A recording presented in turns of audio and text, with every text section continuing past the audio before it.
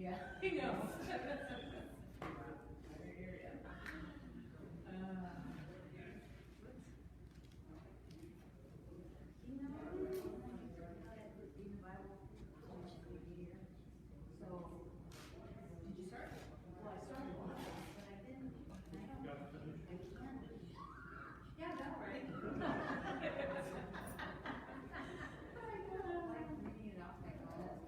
Okay, everybody, it is 7 o'clock, and so we're going to go ahead and get started. And see if I can make this a little closer to my mouth so it picks up better.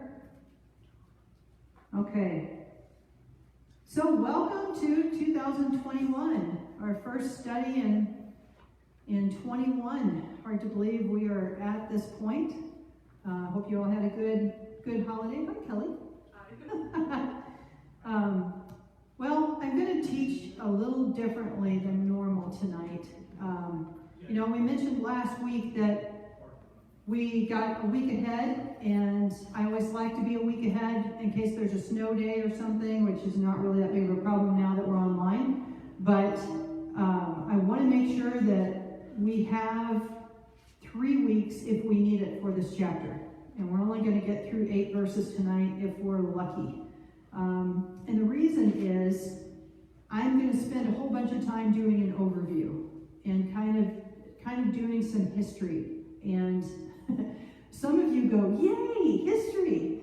And I always go, ugh, history is not something I enjoy at all. And so if you hear me teaching history, that's because I can't understand it and put it together unless I review the history. So I figure if I need it, it won't bore you guys. And if it's helpful to me in my preparation, then I thought maybe it'd be helpful to you. So a lot of our time tonight is an overview, but it'll make sense of why it's an overview. If we just dive right into verse 1 of chapter 7, we're not going to get what in the world it's talking about, but I think this will be helpful. So before the break, we finished Daniel 6 with Daniel in the lion's den, and Daniel was being punished for praying and praising his God instead of King Darius.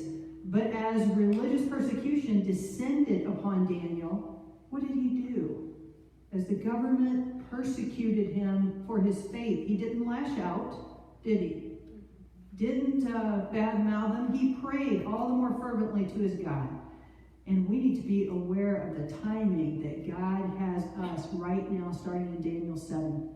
Because right now, we've seen persecution of Christians and Jews escalating over the last few years, but I believe we're going to see it ramp up like crazy right now. So we need to follow Daniel's example. We need to remain steadfast and pray fervently and keep our nose in God's word. We need to boldly be sharing Jesus as if we might not get another chance. We need to have that mindset. And I expect that our ability to share online and in various places is going to be more censored. So we need to take the opportunities when we have them. This last Sunday, January 3rd, I don't know if you guys saw that the Iranian parliament voted on a mandate to destroy the state of Israel and to make the United States pay for Soleimani's death. Sunday was the 1-year anniversary of that. Why now? Why do you think that Iran would be voting to go after Israel and make the United States pay right now? Well, maybe it's because with the new U.S. administration, there will be no one to stop them in the coming months. And so that means we need to be keeping an eye on the Middle East. We need to really pay attention to what's going on with Israel and the Gog-Magog war players, which is Iran, Russia, Turkey, Sudan, and Libya. Those are the 5 major players of the Gog-Magog war that will be coming against Israel. And we don't know when that's going to take place. Some people believe it's before the tribulation. Some believe it's going to be after the tribulation. And so that's speculation. I'm going to speculate. I think from what I see in Scripture, it's before the tribulation.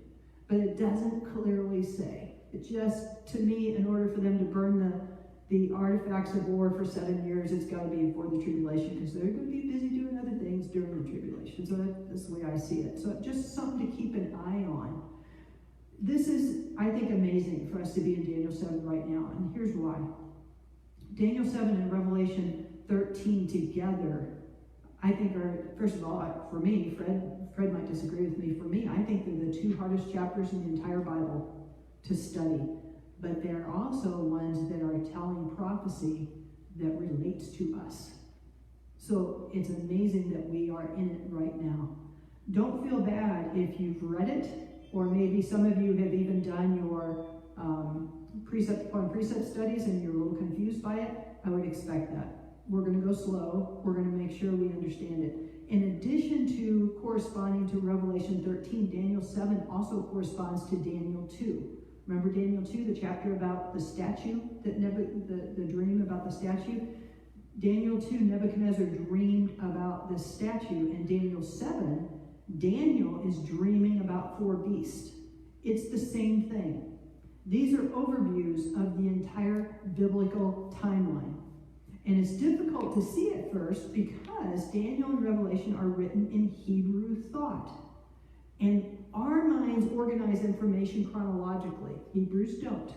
They organize it in illustrations. They organize it in storybooks. And so we're going through trying to put a timeline together, and we're struggling because they're not intending on a timeline. They're telling us an illustration. They're telling us a story. But being the chronological, analytical person that I am, we're going to put a timeline together. Or at least we're going to try. So let's compare Daniel and Revelation chronologically. And those of you who are in my class email list, you received the detailed version of what I'm about to show you in an email already. So we have here the entire biblical timeline at a very high level. And underneath it, we have the statue which Nebuchadnezzar dreamed in Daniel 2. And so the biblical timeline, we've got the Old Testament period, the church age, the tribulation, the millennium, and eternity. High level, there's the whole thing, from creation till the end. We want to see how the Daniel 2 statue and the Daniel 7 4 beasts align with this timeline. So right now, we've got the statue up and down. But that's not the way it goes. The statue, we've got to take the statue and we've got to turn it sideways. And then we've got to kind of cram it in where it goes, and the bottom feet we've got to kind of shove over here. So that's what I've attempted to do in this. But what you're going to see is, I'm a little bit off to tell you the truth. That gold head should be moved over just a little bit further. And then the feet, they got blurry. But that's feet over here on the bottom right. And the point of it is to show you how it appears on the timeline. So across the middle, we've got the chronological timeline.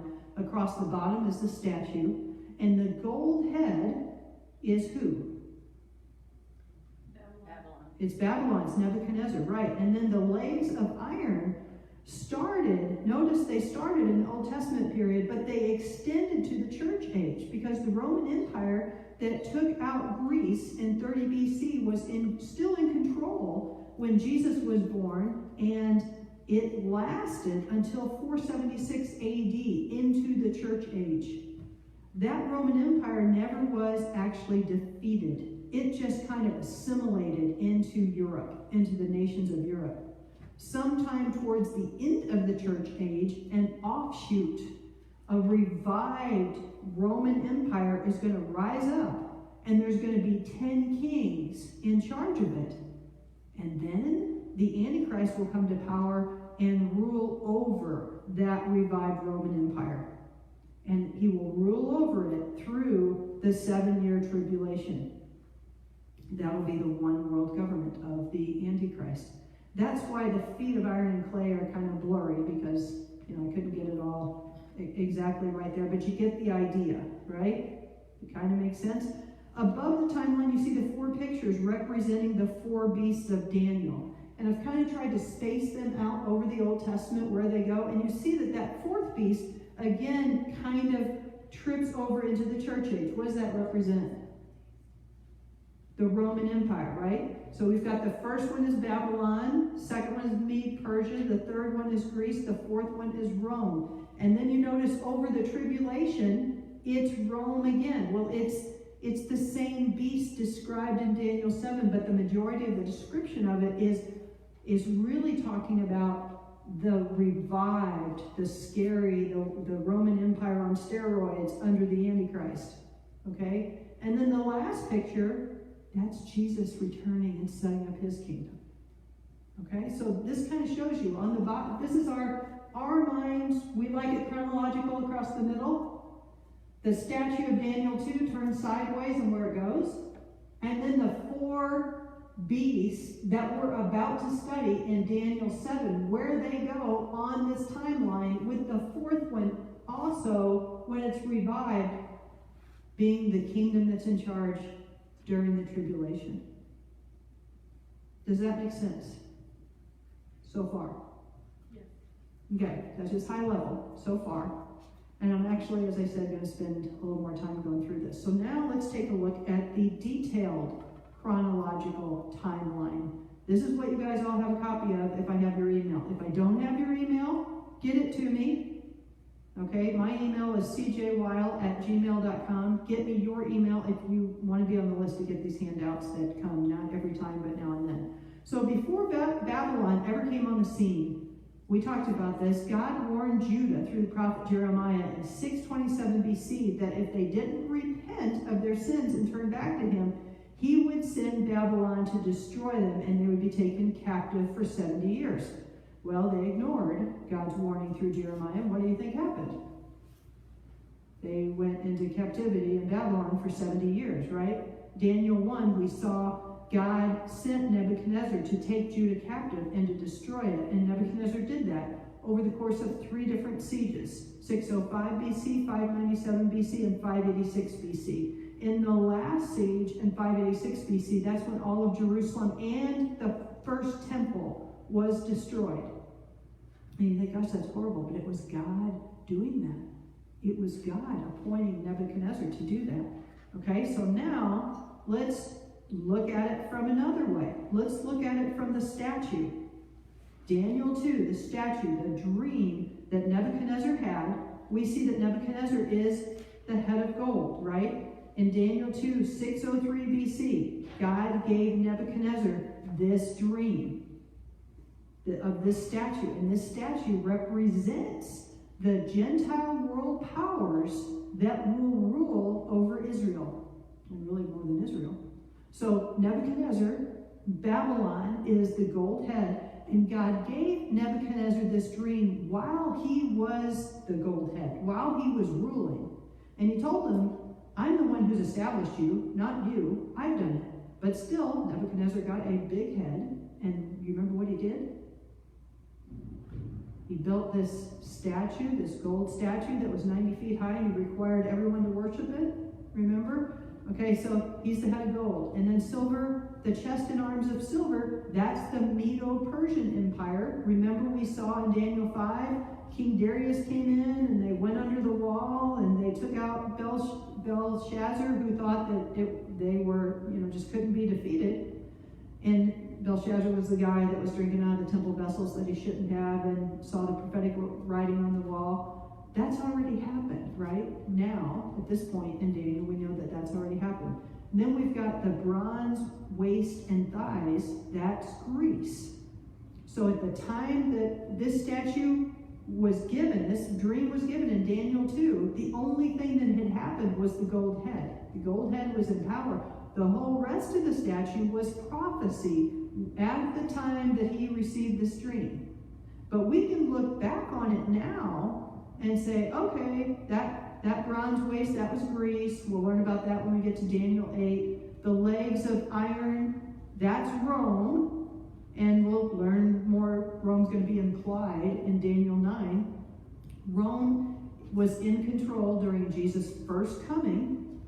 Rome destroyed the Second Temple, AD 70. Rome was never taken down. It was never destroyed by another kingdom.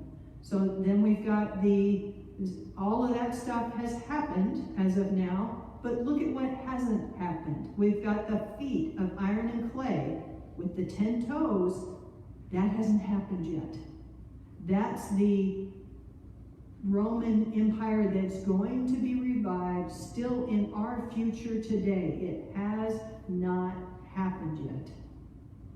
Okay? You understand? The feet, which is the feet of iron and clay with the 10 toes, is future to our time today still. Everything else is past to our time. Daniel 2 told us there was going to be this offshoot Roman Empire, and then judgment on all the nations of the earth, and then a final kingdom of God, of Christ, that would last forever. But Daniel 2, with the statue, didn't go into a whole lot more detail than that. We're told that the stone is going to crush the feet, and that God's kingdom is going to come and it's going to be there forever. We don't hear about the Antichrist. We don't know any of that. Then we get to Daniel 7, what we're getting in tonight, and we see these 4 beasts that describe these kingdoms, this prophetic vision. But instead of a statue, so it's the statue, the 4 beasts, they're the same thing. The 4th beast is giving us more detail about this future Roman kingdom than what we got in Daniel 2. And the 4th beast has 10 horns. Those 10 horns are the same as the 10 toes on the statue. Okay? So there's a lot of, you could see how, with as generic as this is, there could be a lot of twisted teachings on Daniel. And I'm telling you, if you go out and do some Google searches, trying to say, okay, I want to learn Daniel 2 better, I want to learn Daniel 7 better, you're going to get all kinds of crazy stuff out there. I mean, some people say that we're in the tribulation now, and we're experiencing the kingdom of the Antichrist now, or some say that it's in the past. It's not. It's in the future. And we know it's in the future because when we do a litmus test comparing scripture to the history of these kingdoms, we can see what hasn't been fulfilled yet. And we're going to talk about that. Okay? So, here's what we're going to kind of keep coming back to. So I want to make sure we understand this. Are you guys okay with this? Is this making sense? All right, let's make sure we clearly understand this so that we can map things out. Let's just do a quick overview of where we are right now. So right now, where are we on this chart? We're in the church age. Jesus was actually crucified not in the church age, but in the Old Testament period. The church age had not started yet. So Jesus is there, he's crucified, he died on the cross, he's buried. 3 days later, he rose from the grave. Then 40 days, he appears to his disciples and crowds and different people, and then he ascends. And then 9 days later, on Pentecost, the Holy Spirit fell on the disciples, and that's when the church age started. That's Acts 2. Acts 2. Disciples received the Holy Spirit. That's the beginning of the church age. We're still in the church age right now. When's the church age end? The rapture. The rapture of the church is the end of the church age. The church has to be removed before the next age can start, before the tribulation can start. There are no signs of the rapture. If we look at Scripture, there's no signs. Nothing's going to tell us the rapture's coming. As a matter of fact, it says we're not going to know. But there are signs of the birth pains that will happen before the tribulation. Jesus gives us those birth pains in Matthew 24, 4 through 8, and in Mark 13, 5 through 8. He tells his followers the birth pains that will happen before the tribulation. We're seeing those things. As a matter of fact, I wrote a letter out kind of documenting some of these things, and I sent it to a couple of you to say, hey, what do you think of this? That's those things that we're already seeing. And then in Matthew 24, 9 through 12, Jesus tells his followers what will take place in the first 3.5 years of the tribulation. So if you're making notes, let me just say that again for you. The things that will happen before the tribulation, the birth pains, that's Matthew 24, 4 through 8. And it's also given in Mark 13, 5 through 8. Birth pains before the tribulation. Then he tells what's going to happen in the first 3.5 years of the tribulation. Tribulation's 7 years long. First 3.5 years, he describes in Matthew 24, 9 through 12. Here's what he says. He says, you're going to be hated by all nations for my name's sake. Many will be offended, betray one another, and hate one another. Many false prophets will rise up and deceive many. Because lawlessness abounds, the love of many will grow cold. We're seeing the shadow of these tribulation signs already being cast on the church age right now. These are things that will happen during the tribulation, but we're already seeing them now. What do you think that means? We're getting close. That's the way I take it. That's the way I take it. Now, what kicks off the tribulation? We're told that in Daniel 9:27 and in Revelation 6:1. What kicks off the tribulation is the Antichrist makes an agreement with the Jews that allows them to resume sacrifice and grain offerings. That's the kickoff. That hasn't happened yet, has it? Jews can't even pray on the Temple Mount, let alone do sacrifice and grain offerings. That has not happened. Therefore, we are not in the tribulation right now. When the Antichrist does this, he'll be rising up and taking control of this offshoot, new, bad Roman Empire. He's going to take control over these 10 kings.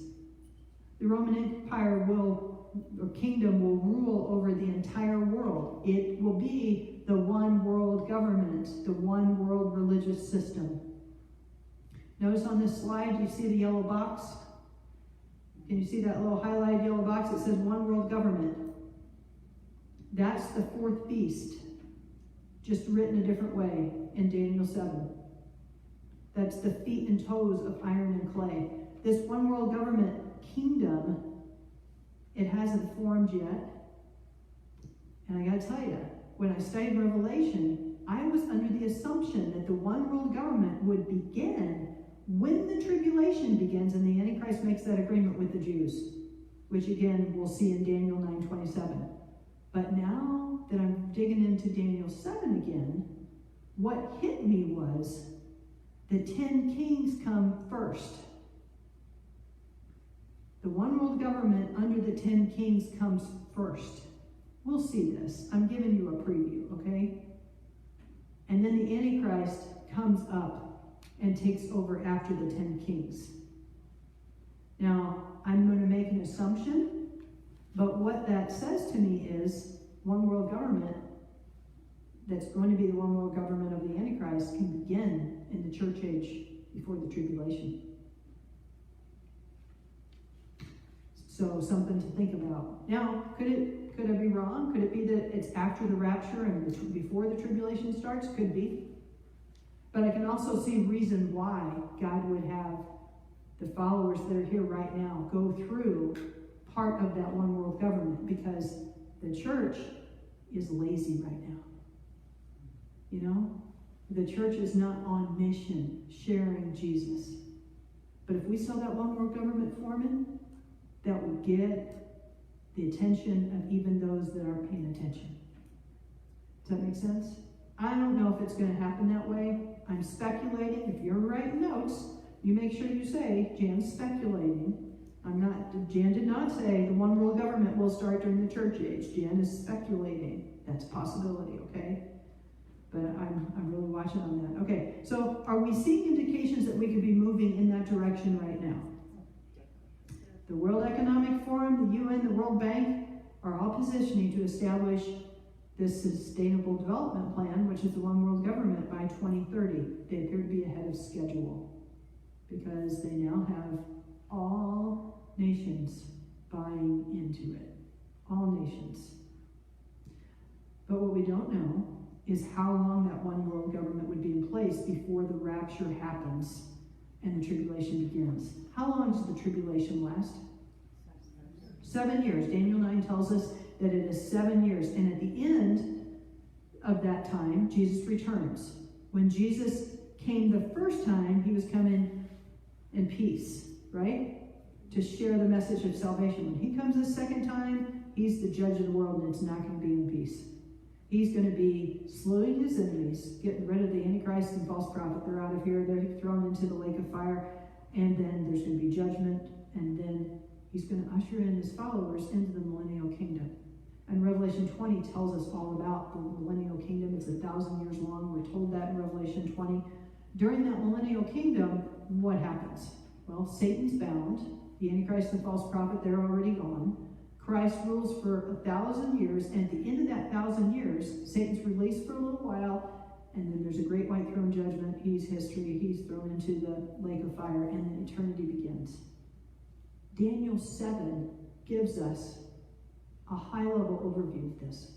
It doesn't go through the detail of what's going to happen in the millennium, what's going to happen in detail in the tribulation, but what I've learned as I've been studying this for the last couple of weeks is, there's all this we learned in Revelation about how all this stuff is going to happen, but there were tidbits I didn't know that I can only get from Daniel 7. And so we want to understand this timeline. We want to kind of remind ourselves, here's what we learned in Revelation, and here's the tidbits that are being added on for us here in Daniel 7. So instead of breaking it up into ages on a timeline, Daniel 7 describes it as 4 beasts, and then says, then God's kingdom is going to come and wipe those out, and then it's going to reign for all eternity. That's, in essence, what we learn in Daniel 7. The other thing that we learn is after the 4th beast, the one world kingdom of the Antichrist, which will rule through the tribulation, Daniel 7 tells us about Jesus' kingdom, which will reign forever. So that's high level, okay? That is Daniel 7 high level, Daniel 2 high level. Does that make sense? Anybody read through Daniel 7 beforehand? Does this help any? Okay, good. With that, let's spend the rest of our time diving into Daniel 7. And let's pick it apart. So here's what we're going to do. We're only going to go through 8 verses tonight, and hopefully we'll get through all 8. If we don't, it's no problem. We'll get through them. We're going to read through the first 8, and then we're going to pick them apart and discuss them just a little at a time. So the first 4 on the screen here. In the first year of Belshazzar, king of Babylon, Daniel saw a dream and visions in his mind as he lay on his bed. Then he wrote the dream down and told the following summary of it. Daniel said, I was looking in my vision by night, and behold, the 4 winds of heaven were stirring up the great sea, and 4 great beasts were coming up from the sea, different from one another. The first was like a lion, but had the wings of an eagle. I kept looking until its wings were plucked, and it was lifted up from the ground and set up on 2 feet like a man. A human mind also was given to it. And then we go on to verse 5. And behold, another beast, a second one, resembling a bear, and it was raised up on one side, and 3 ribs were in its mouth between its teeth. And they said this to it, Arise, devour much meat. After this I kept looking, and behold, another one, like a leopard, which had on its back 4 wings of a bird. The beast also had 4 heads, and dominion was given to it. After this I kept looking in the night visions, and behold, a 4th beast, dreadful and terrible and extremely strong, and it had large iron teeth. It devoured and crushed and trampled down the remainder with its feet. And it was different from all the beasts that were before it, and it had 10 horns.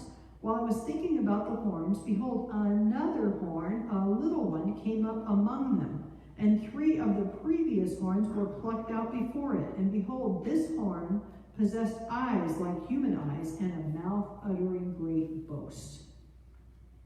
This is what we're going to pick through now tonight. So let's just look at these first 3 verses and really pull them apart. Okay? Verse 1. First thing we need to understand is when this took place. Remember that guy Belshazzar that we just read about? What did we learn about Belshazzar? What happened to him that we last saw? He was the guy that saw the writing on the wall, used the vessels and wasn't supposed to, had the little party with 1,000 of his closest friends. Remember? He got killed. And this tells us it's in the first year of Belshazzar. Sorry. That's 553 BC. Okay, so back in Daniel 5, Belshazzar was the last king of Babylon who saw the writing on the wall and was killed in 539 BC. So what does that mean about our timeline of the book of Daniel? Where are we right now? Chronologically. We've just gone back 14 years. Okay? Daniel's an old guy right now in his 80s, and he's recalling a dream that he had 14 years earlier, back in the reign of Belshazzar. Remember, now he's in the reign of Darius. Remember, the Medes and the Persians took over. He's under King Darius. He's recalling what happened to him when Belshazzar was still king, back in the first year of King Belshazzar. All right? So, what that means, in our chronological minds, is Daniel 1 through 6 is chronological. Daniel 1 through 6 goes from 605 BC to 539 BC. And then Daniel 7 is no longer chronological. It's happening in 553 BC. All right? So he was in his 80s in the last chapter. Now he's telling the story from when he was 68 years old. As we start reading about this vision, what does it sound like? What does it remind you of? We see some similarities to the statue, don't we? Okay, some of this kind of reminds me of a statue, and it also sounds a lot like stuff that happens in Revelation. When we hear beast, if you study Revelation, that sounds a whole lot like Revelation 13. So, we can see how this kind of coincides, but we've got to figure out how to line it up. Well, it's interesting. God spoke to Daniel 600 years before he spoke to John and gave John the revelation of Revelation. But look how they line up. We're going to see that they're over the same timeline, which is one of the things about Scripture that we know it's true, is when we have different authors in different places and it just completely lines up. So, when we look at Daniel, we can see the prophecy that's already been fulfilled and the prophecy that is still to come. When we look at Revelation, the majority of the 22 chapters of Revelation, verses chapters 4 through 22, is all future yet. Okay? So we get more detail about the future in Revelation. We get some detail in Daniel about the future that we don't get in Revelation. So we want to pull it all together and piece it together. Daniel 7 is prophetic overview of Babylon to eternity, illustrated by kingdoms. Revelation is prophecy from the church age to eternity. Okay? We're told that Daniel saw a dream and visions in his mind. What does that mean? Verse 1. Well, Daniel's asleep. He saw illustrations he referred to as visions. Then he woke up, immediately wrote it down, and now he's recounting that dream in his writing in the book of Daniel. In the past, Daniel was the interpreter of dreams. He interpreted dreams for Nebuchadnezzar. He interpreted the writing on the wall for Belshazzar. Now he's the one receiving the dreams, and he needs someone else to interpret them for him. He doesn't get it. He doesn't understand it. And I wouldn't either if I was having a dream about 4 beasts. I don't think I'd write it down, though. I would just think, wow, that was a nightmare. But Daniel goes, oh, this is important, and so he writes it down. Notice in verse 2, there's a change in voice. It goes from third person to first person. That's the way it is across these chapters. Daniel 1 through 6 is written in third person. Daniel did this. Daniel saw this. Chapters 7 through 12 is written in first person. I saw. I looked. So we see a change of tense. And when we see something like that, that's when, if you're trying to chart out the book, and if you're doing the precept studies, you understand what I mean by charting out the book and putting themes together for the chapters. And the other thing you do is put segment divisions. This is as clear of a segment division as you can get. The first 6 chapters is about Daniel's life, and the last 6 chapters are about Daniel's vision. And so now we know we've made a major shift in the segment division of what these remaining chapters are going to be about. Verse 2, as we look at it, we see Daniel sees 4 winds of heaven stirring up the great sea. What are 4 winds of heaven, and what is the great sea? Well, I think it means this. Well, that's not the way we do it. We always want to go back to Scripture and say, what do winds mean? What do 4 winds mean in Scripture?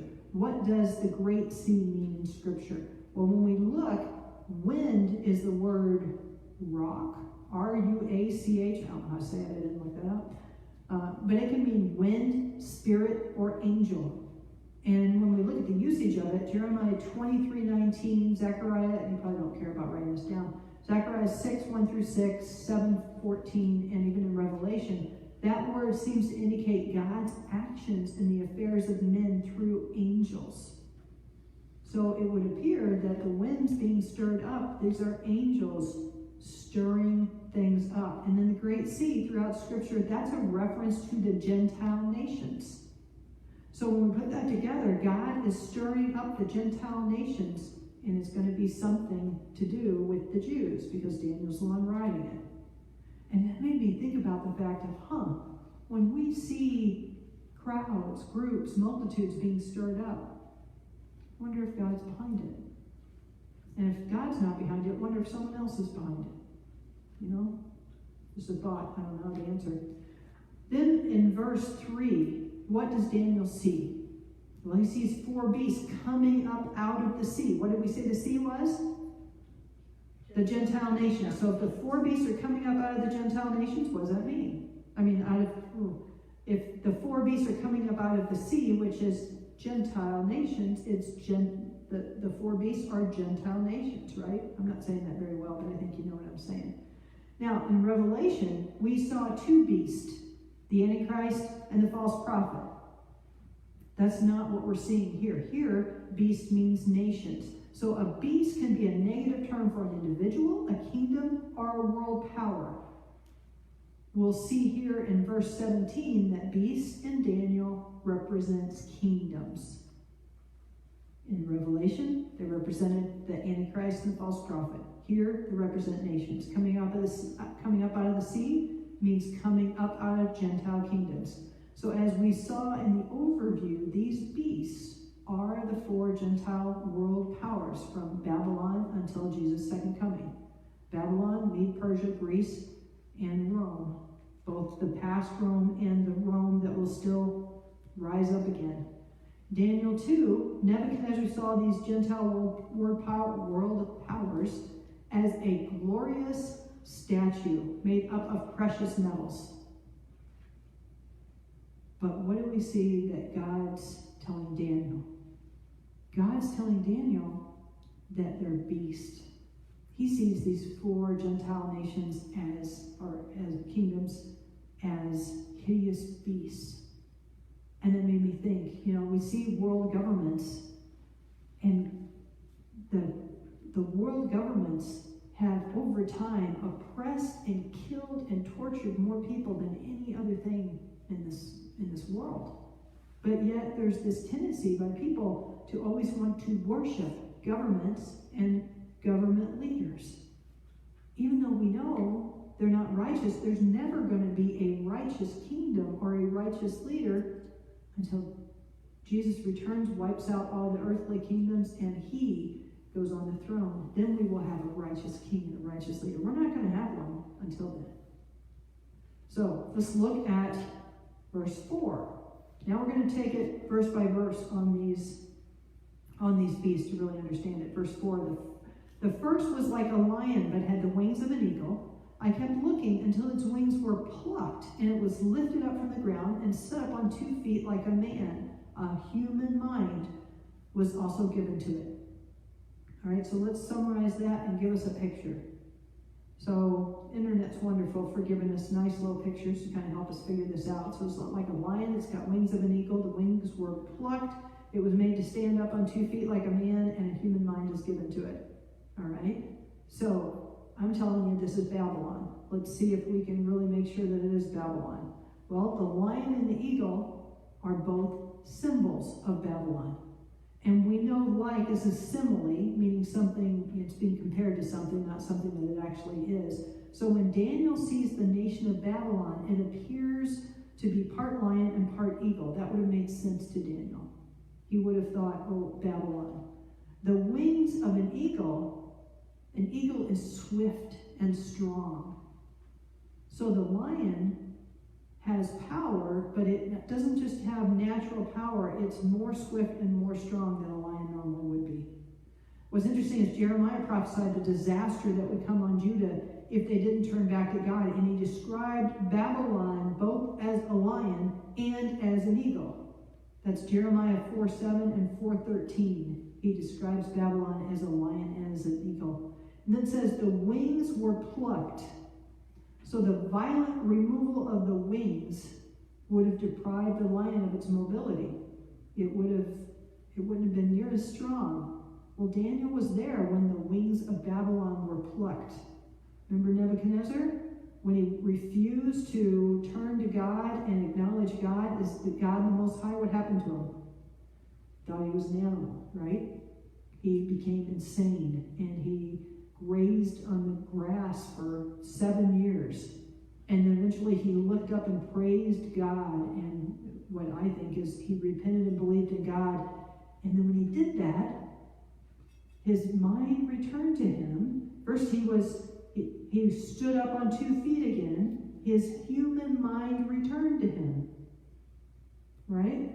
Instead of the crazy animal mind that he had. So when we know the history of Babylon and we break it down like that, we can certainly see that it matches Babylon. History matches what happened in Babylon. The scripture tells us Babylon was referred to as a lion and as an eagle. So it makes sense, doesn't it? But we've got to know that history. We've got to know what scripture says, or it wouldn't make sense. Let's look at the next one. Let's look at verse 5. The second beast. And behold, another beast, a second one, resembling a bear. And it was raised up on one side, and 3 ribs were in its mouth between its teeth. And they said this to it, arise, devour much meat. Okay, so let's look at this. The internet is wonderful for these pictures. However, I thought it was interesting when I went out and said second beast in Daniel 7. I couldn't find a bear that was raised up on one side. And so what that tells me is, as the illustrators were reading and then trying to come up with a picture for it, they didn't understand that raised up on one side was a significant description of the bear. Every image of the bear that I found had the ribs in its mouth, but it was like this one. It wasn't raised up on one side.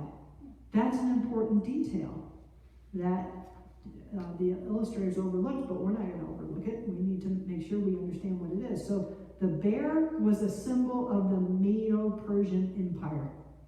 And we see that in 1 Samuel 17:34, Amos 5:19, and Hosea 13:8. So scripture tells us the bear symbolized Medo-Persia. Bears are known to take down their prey with brute force.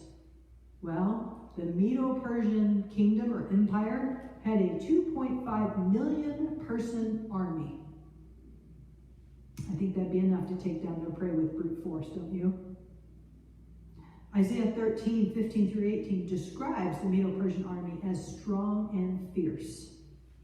That would be a description of a bear. But what would the raised up on one side mean? Well, remember, it consists of 2 kingdoms, Medes and Persians. And over time, the Persians became stronger than the Medes, raised up on one side.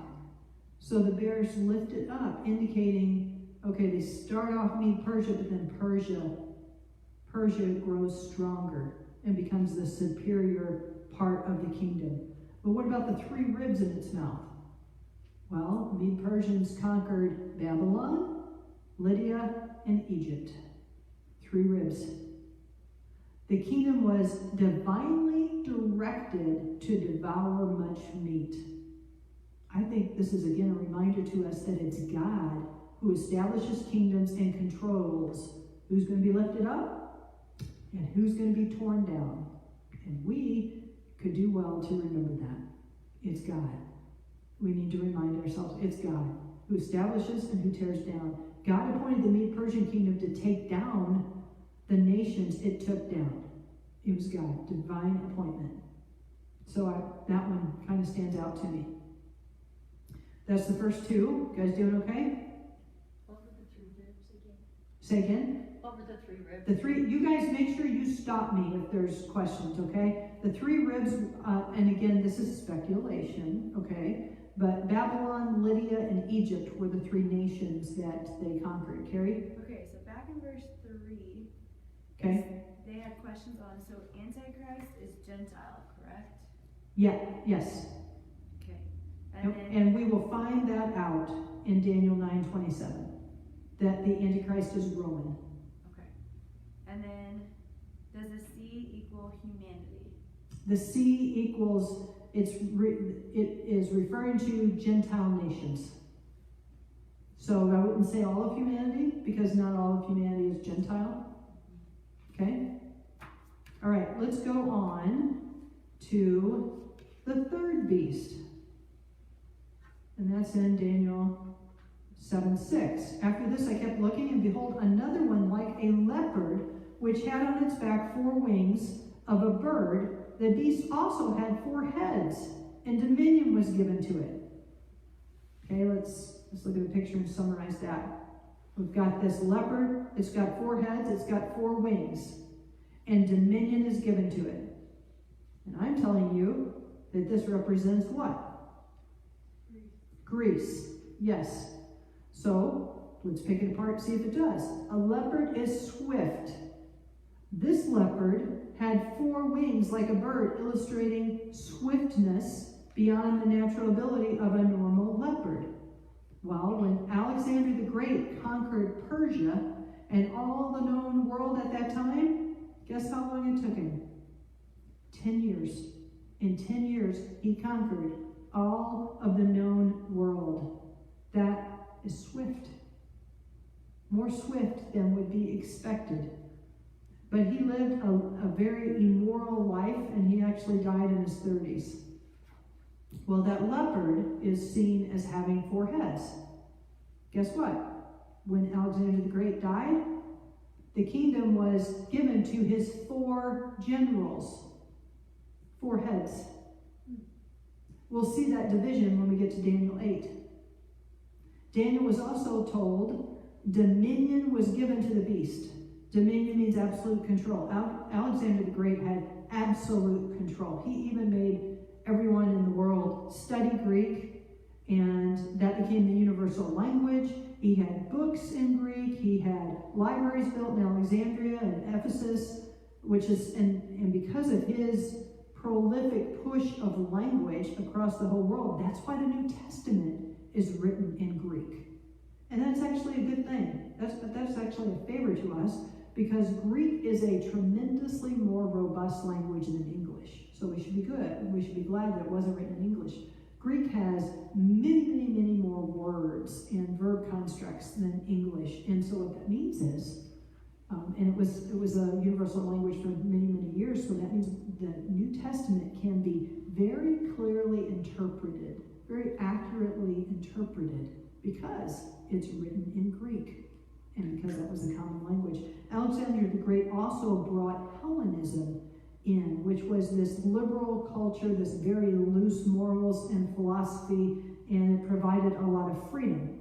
Well, in Daniel 11, we're going to see that Hellenism caused a whole lot of problems. Well, that's due to what Alexander the Great did. So again, when we look at history and we see what we know about these kingdoms and we compare it to these visions, it matches up, doesn't it? It really matches up when we dig in. If you read it on the surface, you could just make it sound like it might match a whole lot of things. But when you dig in, and you look at what Scripture says about these kingdoms and what history says about these kingdoms, it lines up perfectly, doesn't it? Okay, let's look at the 4th one. 4th beast. After this I kept looking in the night visions, and behold, a 4th beast, dreadful and terrible and extremely strong, and it had large iron teeth. It devoured and crushed and trampled down the remainder with its feet. And it was different from all the beasts that were before it, and it had 10 horns. While I was thinking about the horns, behold, another horn, a little one, came up among them. And 3 of the previous horns were plucked out before it. And behold, this horn possessed eyes like human eyes, and a mouth uttering great boast. Now, I'm going to show you a picture of this beast. That's an illustration. Do we know for sure that that's what Daniel saw? Say no. No. Because it says he saw a 4th beast, dreadful and terrible and extremely strong. He doesn't tell us what the beast looks like. So then why am I showing you this picture? Because it corresponds to Revelation 13, where it tells us that this beast resembled parts of a lion, bear, and leopard. So this is more the picture from Revelation 13, but if you believe that it matches this beast, in other words, that it's representing the fourth kingdom, which is what we see as the kingdom of the Antichrist, this would have been likely the vision that Daniel saw. But we're not told that, so you need to put a question mark or speculation next to that. From Daniel, we just know it's dreadful. And I see this kingdom as describing the Roman Empire, which rose up after Greece and was never defeated. And it's just assimilated into Europe and broke into multiple European nations, but it's still there. It's still there under the surface. And in the future, it's going to rise back up at the right time, at the time that God appoints it to rise up. So we're told in Revelation 13 that everyone will have to worship the Antichrist, the ruler of this kingdom, or die. Well, as an act of worship, everyone will be required to receive a mark on their forehead or on their hand. Without it, they're not going to be able to buy and sell. Are we seeing anything that resembles that in any way today? A lot of people are wondering about the COVID vaccine, the way that it's being pushed out, not just here, but worldwide.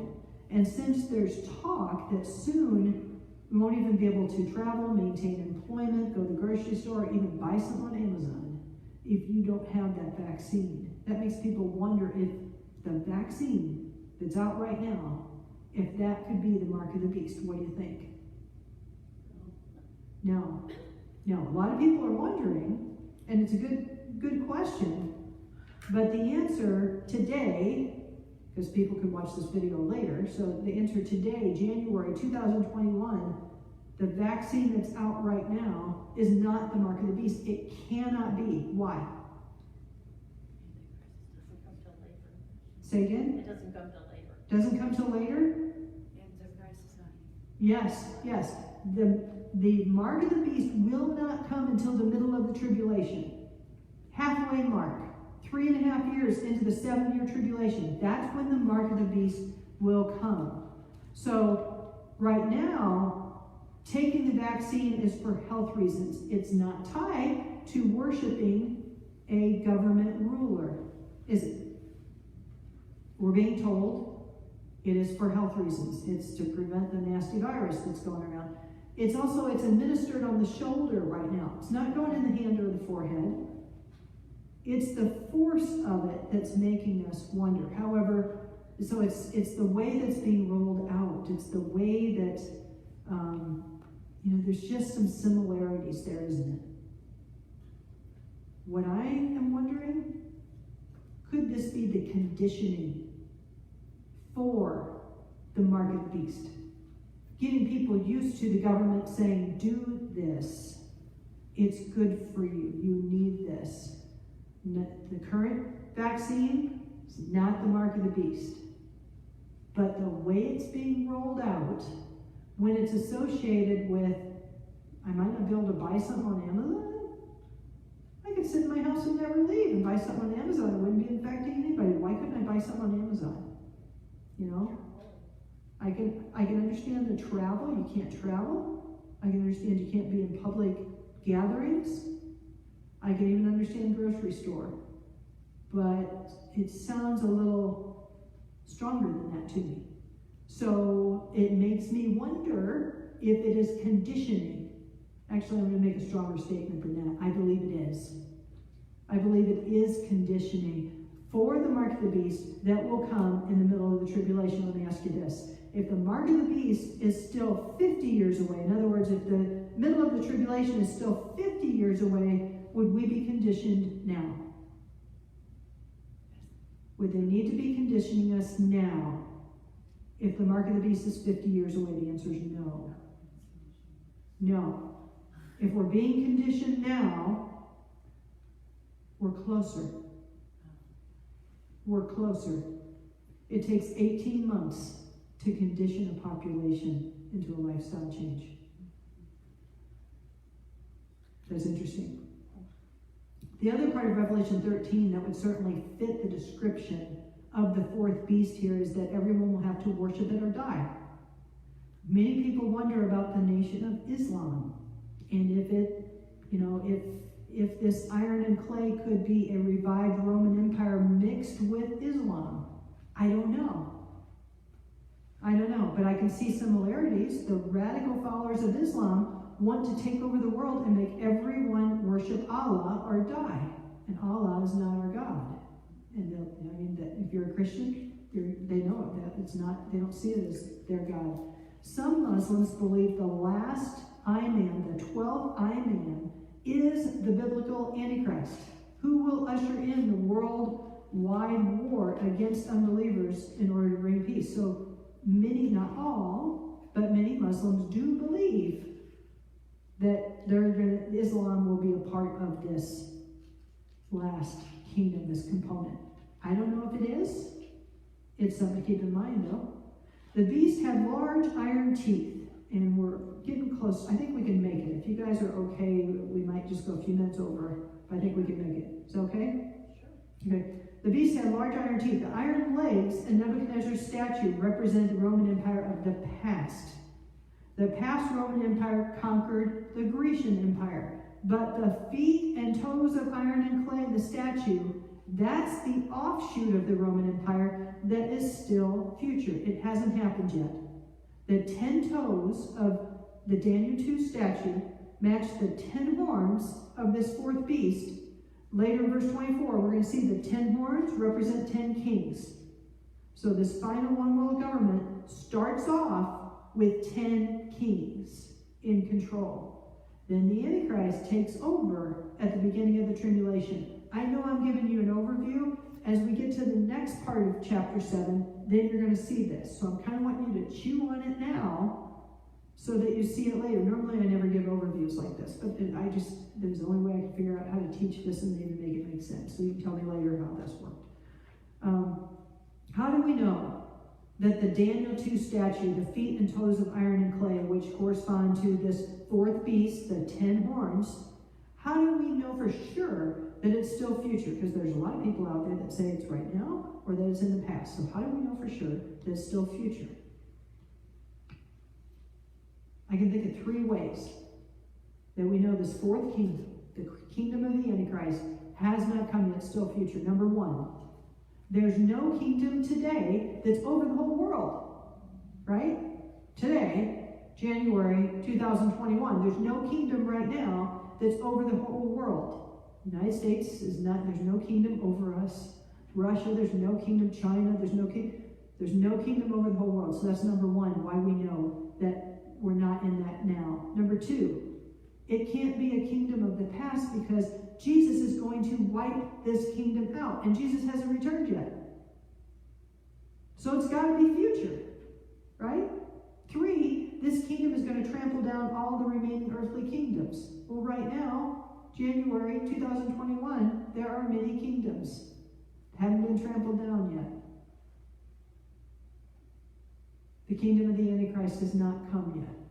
But these are things we need to keep in mind. We want to really wrap our minds around and get this so that we know it's coming. Because we might see this kingdom begin. We're not going to see the Antichrist, but we might see this kingdom begin. When did the Roman Empire of the past fall? It didn't. It didn't fall. It kind of reformed into Europe and the nations of Europe. It didn't fall. It wasn't conquered. Okay? How will we know when we're seeing the revived Roman Empire? Well, there's going to have to be a third temple on the Temple Mount. Daniel 9:27 tells us the Antichrist will be Roman. Look up Daniel 9:27 when you get a chance. He's going to be Roman, and he's going to make a treaty with Israel that's going to allow them to resume sacrifice and grain offerings. And that kicks off the tribulation. That matches Revelation 6:1, this guy coming on the white horse that isn't Jesus. He's the Antichrist. I don't believe the followers of Jesus are going to be here during that time. They're not going to be here when the Antichrist makes that covenant with Israel. But after the peace treaty, there's going to be a 7-year period of hell on earth, of the tribulation, and it's going to be horrible. one more thought, then at the end of that time, Jesus will return, defeat the Antichrist, and then and this final Gentile kingdom, yes. Where do you see that we won't be here? Okay. That gets into the pre-trib, mid-trib, post-trib thoughts, right? If the tribulation is God's wrath, would the wrath be on, what's the purpose of the tribulation? The purpose of the tribulation, it's wrath to get people to turn to Christ. So then why would the believers who've already turned to Christ be there? And then there's all kinds of verses in Scripture that say that Jesus will rescue us from the wrath to come. I think that's 1 Thessalonians 1:10. Romans 8:1 says there's now no condemnation for those who are in Christ Jesus. So I can look at a whole bunch of verses that say, no, we're out of here. It doesn't make sense that we're going to be here for the tribulation. For those of you who are friends with me on Facebook, I've been going back through Revelation, and I've been posting a comment or two, a teaching or two per chapter, because I need the review. And I thought, well, one way that'll make me do the review is to just make posts on Facebook. And so, Carrie, on my wall, you'll see that the last two posts were the pre-trib view, the mid-trib view, and I go through all those verses. And so I don't know if you were asking or someone else was, but that might be helpful. The fourth beast is different from all the other beasts. That's what we're told here. It's different from all the other beasts. We know from Revelation 13 and from Revelation 17 through 18 that the kingdom which the Antichrist will control during the tribulation will be a one-world government, a one-world religious system. Everyone will be required to worship the Antichrist. It could be combined with government religious element, that's what makes it different, but I don't think that's it. And I'm speculating again, I'm doing a whole lot of speculating tonight, which is not normal. I think the reason that it says it's different is because Satan is going to be calling the shots. That would make it different. That would make it terrifying. That would make Daniel have,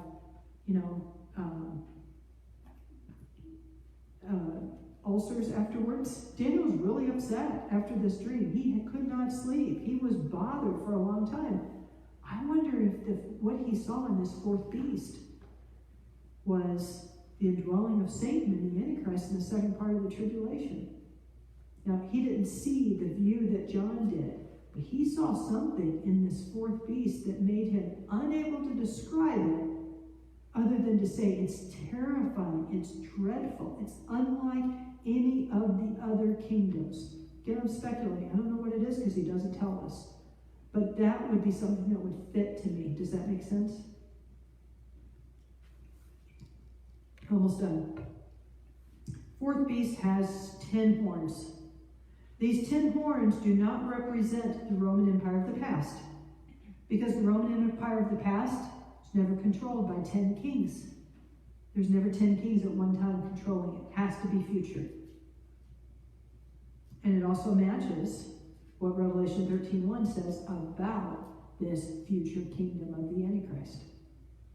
So, Revelation 13:1 and Daniel 7:24 both tell us 10 horns represent 10 kings who will raise up over this final world power, this one world religion, this one world government, all mixed together thing. There have been various times in the past when people have thought, oh, it's coming, here we go. One note I saw said, this was a little before my time, not much, 1957, when the European Union formed, everyone thought, oh, here it is. Here's a one world government. And then they got to 10 member states and they thought, oh, here it is. The Antichrist is going to come. Antichrist didn't come. Now they're at 27 member states. So that wasn't it. But what's different during that time, 1957 till now, that would make us thinking, well, first of all, there's been a whole lot more prophecies that have come true. But the other thing is, we're now at the point that all nations are on board for a global government. They weren't then. 1957, they were not on board for it. They are now. They are now on board for it. So that's one thing that would make it different, and one reason we want to be watchful for that one world government. Some point our nation is going to have to be taken down. And the reason it's going to have to be taken down is because God will judge this nation for how we've rejected his laws and how we've pushed God out of everything in our society. We're not going to get by with that as a nation without being judged. And so our time might be coming for that judgment. But we're here at this time for a reason. We're followers of Jesus, and he has given us insight and understanding to see what's coming that a lot of people aren't seeing. And the reason that we have that insight and understanding is for God to use us to share his love and his message of salvation with others. That's what we're supposed to be doing. Especially now. Let's look at the summary of it. Got the gold statue. This is over here. The gold statue. We already went through what that gold statue stands for. And then you see the pictures, which are probably too small. Well, maybe you can see them. That's the pictures that I have for each beast next to each. So we see that the gold head, Babylon, it's the lion with the eagle's wings. The silver chest, Persia, the bear with should be up on one side, remember, with 3 ribs in its mouth. And then the bronze waist, which is Greece. It's got the 3-headed leopard with the 4-headed leopard, Greece, the 4 generals of Alexander the Great, and the 4 wings. And then we have the iron legs and the iron and clay feet mixed with the toes. And so we only have one beast. So it starts off describing the Rome of the past, but then, what we're really, I suspect, is that that beast is really a picture of the Rome of the future. And then in Daniel 2, we also saw the stone cut without hands, which we know is Jesus coming in and taking out all the bad guys. And then we see the picture, which is not a picture that, is in Daniel, but it's described that God comes in and he establishes his final kingdom that will last forever. Daniel faced a terrifying world leader, but he never described him as terrifying. He described this 4th beast as terrifying, though. Wow. The leaders he faced were terrifying. They were bad guys. But how did Daniel handle that? Number 1, he refused to defile himself, right? Number 2, he refused to let anyone prevent him from drawing close to his God, from praying to his God. And if he would have had a copy of the Bible, he would have had his nose in it, right? So why are we summarizing that? Because that's the mindset that we need to have right now. We need to make sure, like Daniel, we have a servant's heart, a servant's mouth, and we're not defiling ourselves. We are drawing as close to God as we possibly can in prayer, and we have our nose in his word. And that will let us know what our purpose is if we are headed into this last time, and if we are going to see this one world government soon develop. And that's all the further we're going to go tonight. So this first part, these first 8 verses of Daniel 7, is kind of like, here's the overview of the beast. And then what happens is Daniel goes, no, wait, I don't get what this is. Tell me more about the 4th beast. And so as we go on in Daniel 7, then this angel, I think it's an angel, tells him a whole lot more about the 4th beast. So we're going to learn some of the stuff that I already said. It's this. We'll learn it as we get further on here in Daniel 7. Okay? And we'll try to finish that next week. But I don't like to end with just that. I like to end with application. So let's take 5 minutes and say, we went through this kind of slow but kind of fast. Did you get anything that you're going to walk away and go, oh, okay, this is what I need to remember from this first part of Daniel 7? Sue? Well, Daniel relied on God all the time, no matter what. And I realized that I was not doing that. Because when Georgia was taken, when we lost the presidency, I was down. I was feeling more like, oh man, we've been screwed. And I believe we have been. However, because I felt that way, I realized I'm relying on men to make so right now, I'm actually glad that this happened, because it's making me get closer to God. I need the guy. I need him more than ever. Okay, that's awesome. So Sue said, given the events over these last few weeks to a month in our nation, she realized that she was relying on men and not relying on God. And so given, what's transpired this week, it's made her do a bit of a turnaround and go, all right, God, I need to make sure I'm not relying on government, I'm not relying on man, I'm relying on you. I need to draw close to you. That's awesome. It's an excellent, excellent application. Not to tip the hat, because I'm sure there's other excellent ones. So what's on your mind? Someone else. Hey, John? That's my first ever piggyback, because she said it in different words. That's exactly what I was feeling. I've been very peaceful the last day or so, because I've done what Sue did. I just looked toward God and not got involved with anything, because he's in charge of everything. And I'm going to piggyback up. So John just piggybacked off of Sue. He just said, okay, I can do better than that. And that's what I was thinking. So I'm going to just do it this way. And I'm kind of thinking the same thing, but I'm going to say it different. What has stood in my mind from the very beginning in Daniel 1 is that it is God that establishes governments, establishes leaders, and takes them down.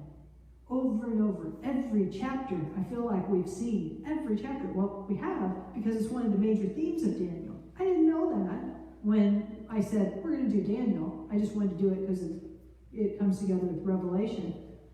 But I need to hear right now that it is God who establishes all leaders of the people. And it's God who decides when they're going to be taken down. It is God.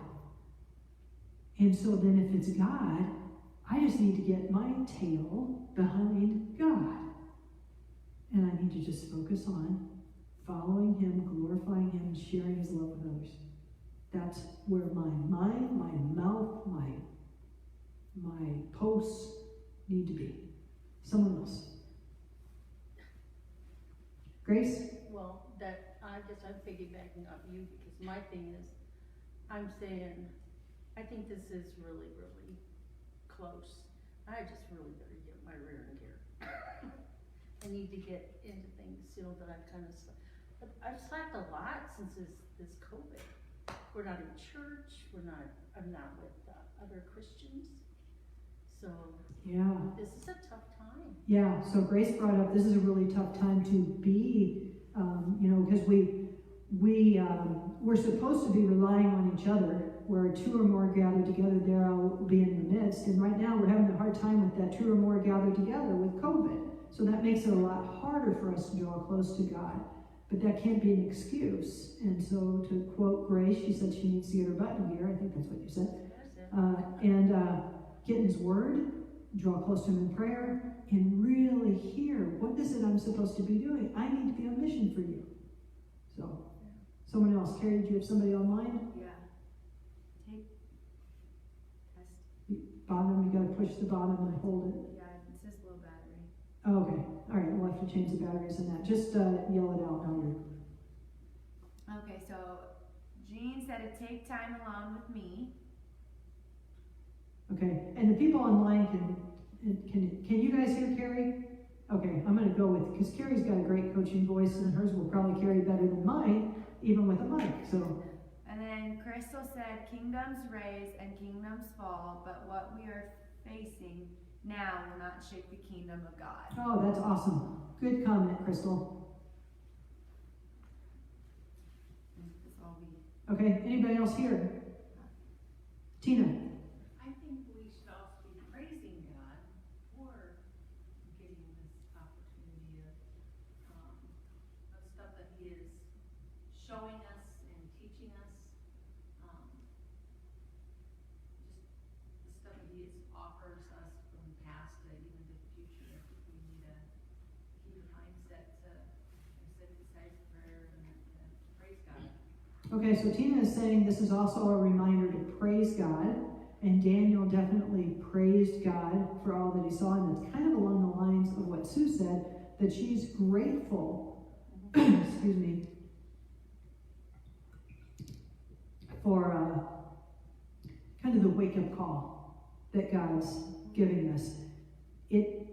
What we're seeing is a confirmation of Scripture that's kind of making us go, wow, Lord, you really are who you say you are, and you really are going to do what you said you're going to do because I'm seeing you do it.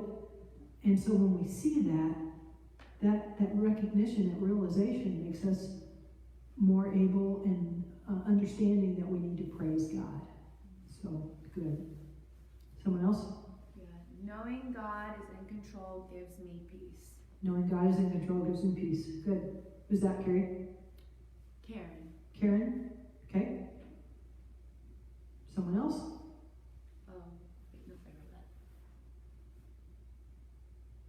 read that. Okay, well, it's 8:15. Sorry I kept you 15 minutes over.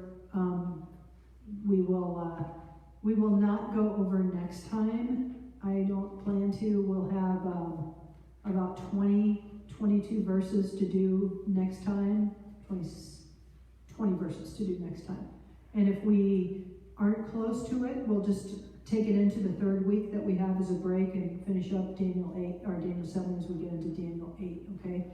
But I think this is going to be very useful for us to understand. So if any of you online or here in person, if there's something I said that you missed, just email me or put a comment out there. If there's a verse or something that, a reference that you want, let me know. And I'll get that to you. Okay? Let's go ahead and pray. You know what? I don't think I started with prayer. Wow, that's bad.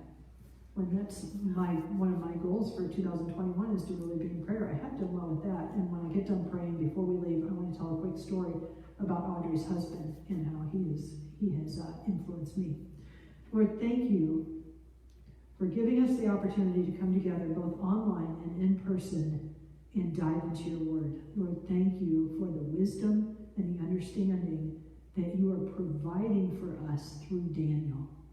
Lord, thank you for showing us how history aligns with your word. Thank you for showing us what is still to come.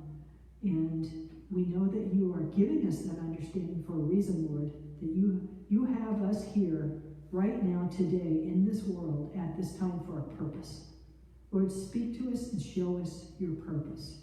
Speak to us, Lord, so that everything we do as we go out, whether it is online or in person, that our words, our heart, truly reflect your love and your desire in 2 Peter 3:9, that you wish that no one would perish and that all would come to repentance, that all would be united with you in your final kingdom for all eternity.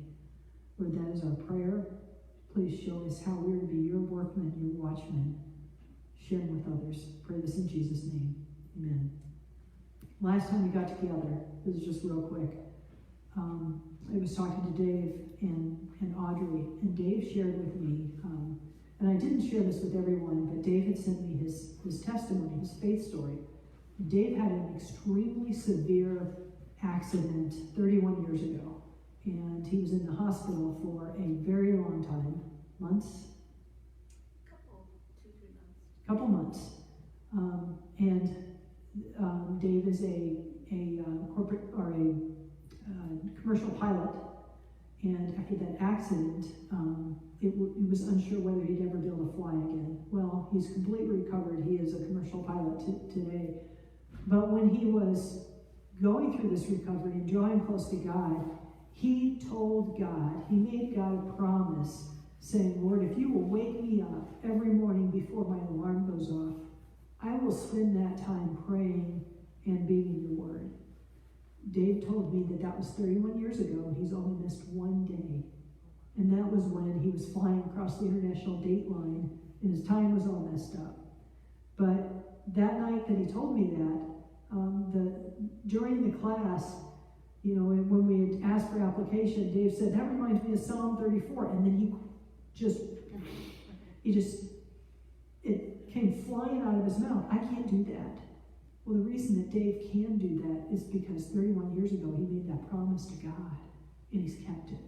And so my promise, my goal for 2021 is to be spending time every morning in prayer. To be spending, I already spend a lot of time in His Word, but I need to be spending time every morning in prayer, and I want to be spending time memorizing His Word.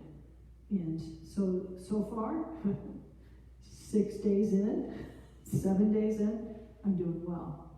But I want to be able to say 30 years from now, I won't be around that long, but I want to say 10 years from now, I'm doing well. So just want to share that with you. Thank you, everybody. Sorry that we're over, but Happy New Year. We'll enjoy the study, and we'll continue on Daniel 7 next week, God willing. Okay? Thank you, Jan. Thank you.